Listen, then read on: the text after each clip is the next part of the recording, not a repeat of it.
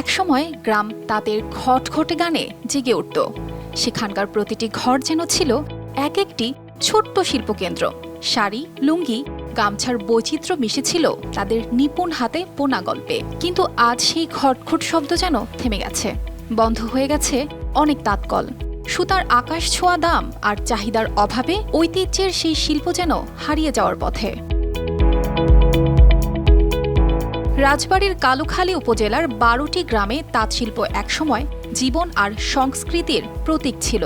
এখানকার ২,০০০ তাঁতকলে প্রায় ৬,০০০ তাঁতি বংশ পরম্পরায় শাড়ি, লুঙ্গি, চাদর, গামছা বুনে জীবন চালাতেন। কিন্তু আজ সেই তাঁতশিল্প চরম সংকটে। তাঁতিরা জানান, অনেকেই বাধ্য হয়ে তাদের পুরনো তাঁত বন্ধ করে দিয়েছেন, কারণ উৎপাদিত পণ্যের দাম তেমন না বাড়ায় লাভের মুখ আর দেখা যায় না। বাজারে শাড়ি বা লুঙ্গির তেমন চাহিদা নেই।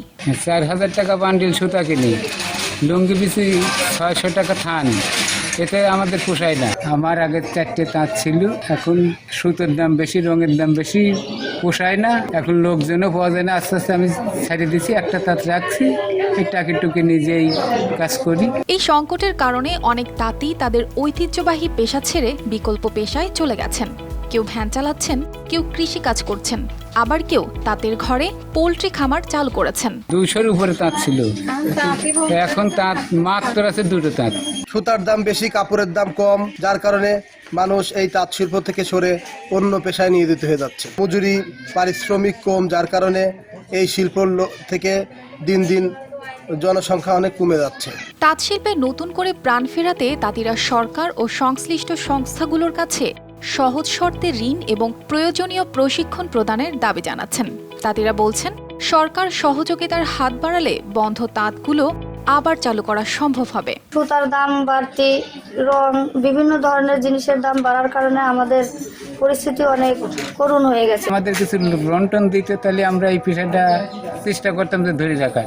রাজবাড়ীর তাঁত শিল্পের এই সংকটময় পরিস্থিতি থেকে উত্তরণে বিসিক শিল্পনগরী থেকে প্রশিক্ষণ ও ঋণের আশ্বাস দেওয়া হয়েছে। যদি তারা মনে করে তাদের এই তাঁত শিল্পকে অগ্রসর করার জন্য তাদের কোনো কারিগরি সহযোগিতা প্রয়োজন, যেরকম তাদের প্রজেক্ট প্রোফাইল অথবা তাদের যদি প্রশিক্ষণের প্রয়োজন পড়ে, তাহলে আমাদের সাথে যোগাযোগ করলে আমরা সেটা ব্যবস্থা গ্রহণ করতে পারবো। লোনের ক্ষেত্রে আমাদের কাছে আসলে আমাদের যে ক্ষুদ্র ঋণ কোনো কর্মসূচি রয়েছে তাদের আওতায় আমরা তাদেরকে লোন সহযোগিতা দিতে পারবো।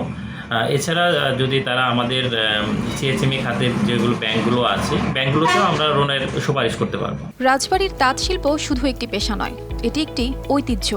এই ঐতিহ্য রক্ষার দায়িত্ব শুধু তাঁতিদের নয়, সবার। প্রয়োজন সঠিক সহায়তা ও সময়োপযোগী উদ্যোগ, যা এই শিল্পকে আবার উজ্জ্বল করে তুলতে পারে। News desk, RTV।